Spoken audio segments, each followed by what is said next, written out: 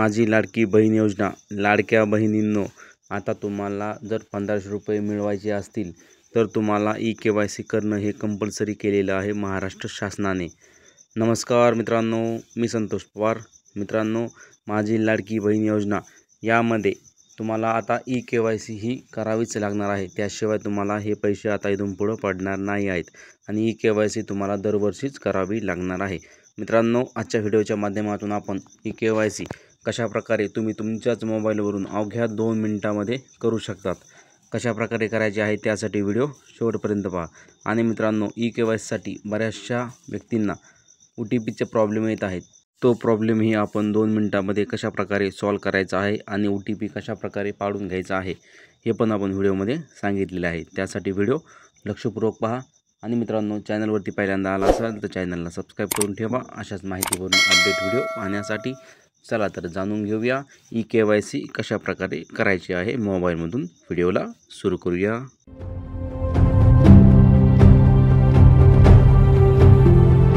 मित्रांनो, तुम्हाला तुमच्या मोबाईलच्या क्रोमोमध्ये लाडकी बहीण योजना महाराष्ट्र.gov.in या ऑफिशियली वेबसाईटवरती यायचं आहे। तुम्ही या वेबसाईटवरती आल्यानंतर तुमच्या डिस्प्लेवरती एक अशा प्रकारे इंटरफेस ओपन होईल। मुख्यमंत्री लाडकी बहीण योजना योजनेचे लाभार्थी ई-KYC प्रक्रिया पूर्ण करण्यासाठी इथे क्लिक करा। मित्रांनो, या ऑप्शनवरती आपल्याला क्लिक करायचं आहे। हे महाराष्ट्र शासनाचं लाडकी बहीण योजनेचं ऑफिशियली वेबसाईट आहे। मित्रांनो, या वेबसाईटवरती आल्यानंतर इथे तुम्हाला सविस्तर माहिती दिलेली आहे। ही माहिती तुम्ही ऑलरेडी भरवलेली असते।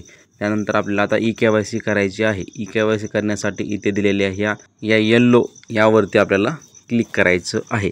यावरती तुम्ही जसं क्लिक कराल तुमच्या मोबाईलच्या डिस्प्लेवरती एक अशा प्रकारचं इंटरफेस ओपन होऊन जाईल।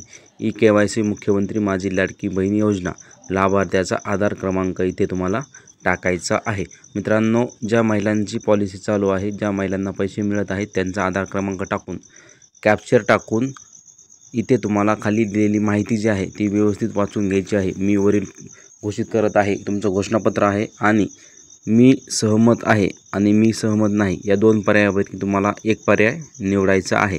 यामध्ये तुम्हाला मी सहमत आहे या पर्यायावरती क्लिक करून OTP सेंड यावरती क्लिक करायचं आहे। मित्रांनो, ज्या महिलांचं आधार कार्ड टाकलं आहे त्या महिलांचा मोबाईल नंबर आधारची लिंक असणं गरजेचं आहे। तुमच्या मोबाईलवरती एक OTP सेंड होईल। तो OTP आल्यानंतर इथे तुम्हाला तो OTP टाकून घ्यायचा आहे। मित्रांनो, यासाठी तुम्हाला 10 मिनिटं टाईम दिलेला असतो। खाली इथे तुम्ही टाईम पण पाहू शकतात। OTP आल्यानंतर OTP टाकल्यानंतर तुम्हाला इथे सबमिट करा या ऑप्शनवरती क्लिक करायचं आहे।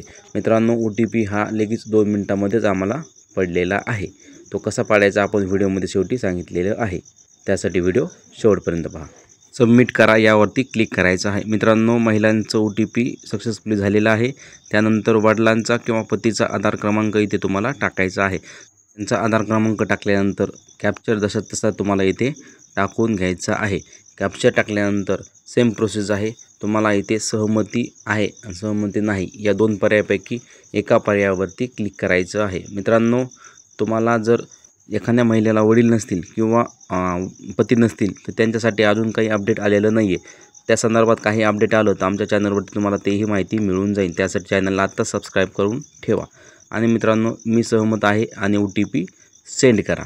OTP सेंड केल्यानंतर अवघ्या 2 मिनिटांमध्येच OTP परत एकदा आपल्याला पडलेला आहे।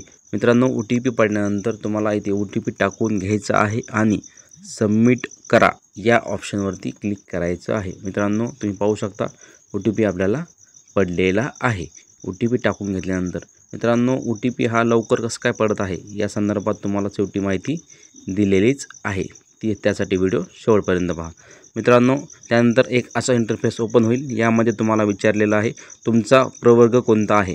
यामध्ये अनुसूचित जाती, अनुसूचित जमाती, भटक्या जाती, तुम्ही ज्या जातीचे आहात ते तुम्हाला इथे सिलेक्ट करायचं आहे। जे सर्वसामान्य असतील त्यांनी सर्वसामान्य करायचं आहे। त्यानंतर नंबर 2चा ऑप्शन आहे माझ्या कुटुंबातील केवळ एक विवाहित व एक माझ्या अविवाहित व्यक्तींना पॉलिसी चालू आहे का। तर मित्रांनो, इथे तुम्हाला व्यवस्थित प्रश्न ऐकून उत्तर करायचं आहे। मित्रांनो, तुमच्या घरात जर अविवाहित आणि विवाहित म्हणजे तुमच्या आईंना किंवा बहिणींना दोघांना जर पॉलिसी चालू असेल तर तुम्हाला इथे होय असं म्हणायचं आहे। आणि जर फक्त तुमच्या आईंनाच पॉलिसी चालू असेल आणि तुमच्या घरात बहिणींना पॉलिसी चालू नसेल तर इथे नाही असं ऑप्शन द्यायचं आहे। मित्रांनो, हा पर्याय खूप महत्त्वाचा आहे, कारण तुमचं आधार जोडल्यामुळं तुमच्या दोघांचंही आता रेकॉर्ड ऑनलाईन दिसणार आहे। आणि मित्रांनो, इथे खाली तुम्ही पाहू शकता 2 प्रश्न विचारलेले आहेत, त्यापैकी आपण एकाचं उत्तर दिलेलं आहे। त्यानंतर दुसरा सेकंड प्रश्न आहे तो खाली इथे द्यायचा आहे। यापैकी बघा, उपयुक्त क्रमांक 1 आणि 2 यामध्ये जे काही तुम्ही प्रश्न उत्तर दिलं आहे यासाठी तुम्ही स्वतः जबाबदार राहणार आहात। जर तुमच्यावर खोटी बातमी तुम्ही दिलेली असेल तर तुमच्यावर कायदेशीर कारवाईसुद्धा इथे करण्यात येणार आहे असं तुम्ही इथे म्हटलेलं आहे। मित्रांनो, सेकंड पर्याय आपल्याला उत्तर आवश्यक आहे यावरती क्लिक करून नाही या ऑप्शनवरती तुम्हाला क्लिक करायचं आहे। म्हणजे की तुमच्या घरामध्ये कोणी सरकारी कर्मचारी आहे का, कोणाला ऑलरेडी पेन्शन चालू आहे का, तर नाही इथे तुम्हाला क्लिक करायचं आहे। आणि सबमिट या बटनावरती क्लिक केल्यानंतर तुम्हाला इथे पाहू शकता तुम्ही तुमची EKYC पडताळणी यशस्वीरित्या पूर्ण झालेली आहे। याचा स्क्रीनशॉट मुद्दाम आम्ही काढून घेतलेला आहे। मित्रांनो, अशा प्रकारे तुम्ही तुमच्या मोबाईलमधून अवघ्या 2 मिनिटांमध्ये EKYC पूर्ण करू शकतात।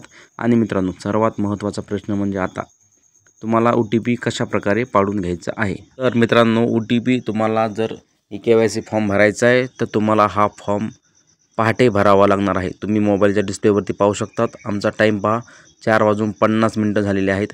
सकाळचे मॉर्निंगचा टाईम आहे। मित्रांनो, ह्या टाईममध्ये सर्व्हर खूप छान चालत आहे। अवघ्या 2 मिनिटांमध्ये तुम्ही EKYC ही पूर्ण करून घेऊ शकतात। मित्रांनो, OTP पण लवकर पडत आहे। मित्रांनो, दिलेली माहिती जर व्यवस्थित समजली असेल तर व्हिडिओ लाईक करून घ्या। चॅनलवरती पहिल्यांदा असाल तर चॅनलला सबस्क्राईब करून ठेवा अशाच माहितीपूर्ण अपडेट व्हिडिओ पाहण्यासाठी। आणि मित्रांनो, तुम्ही EKYC आतापर्यंत केलेले नसेल तर EKYC करून ठेवा, जेणेकरून तुमचं 1500 रुपये हे नुकसान होणार नाही। आणि या संदर्भात काही प्रश्न असतील तर कमेंटच्या बॉक्समध्ये विचारू शकतात। धन्यवाद मित्रांनो।